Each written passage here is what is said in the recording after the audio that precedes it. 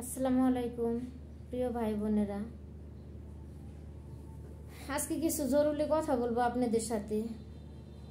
আপনারা মনোযোগ সহকারে শুনবেন। দুঃখী মানুষের কথা। স্বামী তালাক দিছে, আমি তো জানি না। সে 16 সালে তালাক দিছে বলে। তো রানিং মাসে ফেব্রুয়ারি মাসের 22 তারিখ না 30 তারিখে আমাকে দিছে, কাগজটা দিচ্ছে।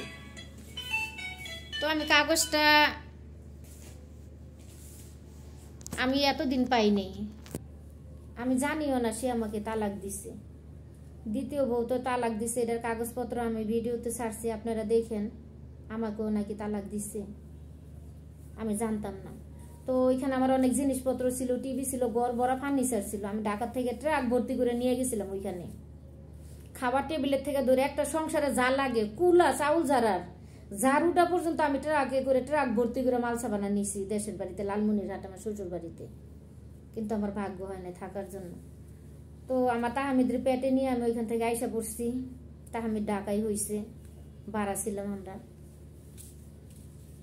তো সংক্ষেপে বলি, আমি এই মাসে চলতি মাসে গেছি আমার শ্বশুর বাড়িতে। ঘরে ঢুকতে দেয় না, দরজা আটকাই দেয়। তো তাহামিদ তো একটু দুষ্ট টাইপের, তাহামিদ ঠেলা মেরে ঢুকছে ঘরের ভিতরে, যে তুমি এমন করতেছো, আমরা সারা রাত গাড়িতে ছিলাম, তুমি আমার মার সাথে খারাপ ব্যবহার করতেছো, আমার ঘরে ঢুকতে দাও নাকি, দাদু তোমার কি সমস্যা? তাহামিদ তো কথা বলতে পারে এখন, আগে তো ছোট ছিল, তো কথা বলতে পারে। তা যাই হোক, কষ্ট মষ্ট করে ঘরে ঢুকলাম। ঢুকে বললাম, আম্মা কেমন আছেন? আমি তোর আম্মা না, তোর তো সাইরা দিস। কইলাম, সাইরা যদি দিয়ে থাকে তাহলে কাগজপত্র দেন নাই তো, কাগজপত্র তো পাই না, কিসের সাইরা দিচ্ছেন? আর কি কন এগুলো আপনি? আর গাড়িতে ছিলাম সারা রাত, মন মানসিকতা নষ্ট, বমি করছি গাড়িতে 2 বার। তাহামিদ বমি করে না, কিন্তু আমি বমি করছি। পরে যাই হোক গেলাম, তকাতকি করলো, আমি আর কানে মাথা পাতি নাই, কান দেই নেই ওনার কথায়। তো যাইয়া জামা কাপড় পাল্টামো, জামা কাপড় পাই না।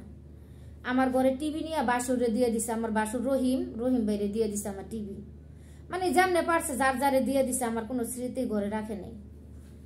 শুধু এই কাপড়টা আমি পাইছি, এটা দেখেন, এটা কিন্তু 120 টাকা গজের কাপড়। এটা দাম জামা বানাইছি, অনেকগুলা জামা কাপড় ছিল, আমি নিজের হাতে বানাইছি জামা কাপড়। এগুলা বানাইয়া ওইখানে রেখেছি, মাঝে মাঝে যাই। এই জামাটা এমন ভাবে ছিঁড়ছে, দেখেন, নিচ দিয়ে নিচের অংশ ছিঁড়ে ফেলাই দিচ্ছে, উপরের টুক রাখছে, নিচের অংশ ছিঁড়ে ফেলাইছে, যেন আমি পড়তে না পারি। দেখতেই পারতেছেন, আমি এক হাতে দেখাইতেছি। তো এই যে নিচের অংশ ফালাই দিচ্ছে। তো এইটা আর আমি নষ্ট করব? আসার সময় নিয়ে আইছি, ব্লাউজ বানাইলে পড়তে পারবো নি মাঝে মাঝে। এই যে দেখেন, আমি আবার এটার ব্লাউজ বানাইছি নিজ দিয়ে সিলাই দিয়া। মায়া লাগে। আবার নতুন জামা আসলে নতুন জামাটা ছিঁড়ে ফেলাইছি শাশুড়ি। তাই এখন কই যে ব্লাউজ বানাইছি, তা মাঝে সাঝে পড়তে পারবো নি। তো আমি অনেক দুঃখী মানুষ। আল্লাহর কাছে বলি যে, আল্লাহ, আমি যেমন অত্যাচারের শিকার মানুষের, আমার মতো দুঃখী যেন কেউ না হয়, কারো জীবনে যেন আমার জীবনের মতো জ্বর যেন না হয়, জ্বর যেন না আসে। তো আসলে শাশুড়ি কখনো মায়ের মতো হয় না, আর মা কখনো শাশুড়ির মতো হয় না। মাই শাশুড়ি, শাশুড়ি কখনো মা হয় না।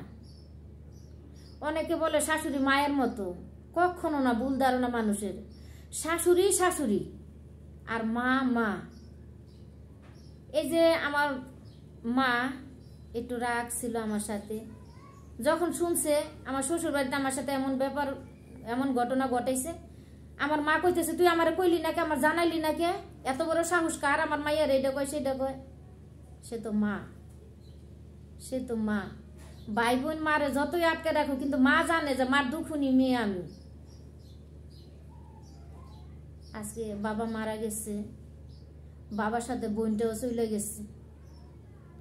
যদি আমি চলে যাইতাম, আজকে আমার মারও দুঃখ থাকতো না, আর আমার স্বামী এমন কষ্ট আমার দিতে পারতো না। আজকে শাশুড়িরে এত বুঝাইয়া বললাম যে, মা, আমার জীবন তো শেষই, আপনি আমার বাচ্চার জীবনটা নষ্ট করেন না, আমার তাহামিদের জীবনটা নষ্ট করেন না। আপনি কিছুতে বুঝাইতে পারলাম না। তো আসার সময় তাহামিদ আমি তো এক রাত ছিলাম ওইখানে, থাকতে পারি না অত্যাচারের ঠেলায়। একটা রাত কষ্ট করে ছিলাম, আর 2 রাত গাড়িতে গেছে, যাইতে 1 রাত আইতে 1 রাত। তো আসার সময় একটা মুরগি ধরছে, নিয়ে আসবো। আমার ছেলেটার কান্দাইয়া মুরগিটা কাইরা হাতের থেকে রাইখে দিছে আমার শাশুড়ি। জানেন, আমি মা অনেক কষ্ট পাইছি, আমি মা অনেক কষ্ট পাইছি। পরে বাবারে বললাম যে তাহমিদ, আমি তোমার ঢাকায় মুরগি কিনে দিব। তো আমার ভাই, হারানো ভাই, যে বলছিলাম আপনাদের আগের ভিডিওতে, 25 বছর ধরে বাইরে হারাই ফেলাইছি। আমার ভাই, সৎ ভাই, বড় মার ঘরে। সবকিছু তুলে ধরবো আপনাদের সাথে। তো ওই ভাই আমার তাহমিদের একটা মুরগি দিছে, মুরগি ডিম পারছে, ওই ডিমও দেখাবো আপনাদেরকে আমি। তাহমিদ সেই খুশি। তখন বললাম তোমার দাদু মুরগি দেয় নাই, তুমি কষ্ট পাইছো? কয় হ্যাঁ। কাইন্দা দিছে আমার তাহমিদ, একদম কাইন্দা দিছে। মুরগিটা দেয় নাই, হাতেতে কাইরা নিছে। কাইরা নিয়ে আমার বাসুরের ছেলের কয়, বাবু তোর মুরগি তুই নে। মুরগি তো আমার শাশুড়ির, আমার শাশুড়ির ঘরের থেকে মুরগি। রাত্রেবেলা তো রওনা দিছি, গাড়িতে চড়ছি। রাত্রেবেলা ওই যে আপনার দান টান যে রাখে, ওইটা নিচে থুয়ে দিছে মুরগি, ওইটা তুললে আনতে নিচ্ছে। তা পোলা তো কাইন্দা দিছে, সেই কাইন্দা দিছে পোলাটায়। আমি তারা বুঝাইলাম, পর ওর মামায় মুরগি দিল, এখন খুশি, এখন অনেক খুশি। তো প্রিয় ভাই বোন, আমার অনেক কষ্টের জীবন, অনেক কষ্টের জীবন। দেখেন, আমার 20 বছর না হইতে আমি বুড়ি হইয়া গেছি গা। আজকের কষ্ট না আমার, এখন তো বুড়ো হয়েই গেছি। কিন্তু 20 বছর যখন ছিল আমার, 20 বছর, তখনই আমার বুড়ি বানাই ফেলাইছে। আমার 20 বছর বয়স যখন ছিল, তখনই আমার বুড়ি বানাই ফেলাইছে। আর এখন তো মৃত্যুর সাথে মনে হয় পাঞ্জা লড়তেছি, এই আসি এই নেই। তো আমি ডিম দেখাই, আপনার মুরগি দেখাই। তাহমিদরে ওর মামায় মুরগি দিছে, মুরগি দেখাই। মুরগি ডিম পারছে, এই যে দেখেন ডিম, এই যে আলাদা করছি, আলাদা করে রাখছি ডিম। এনে নাইলে বাইঙ্গে ফেলাইবো।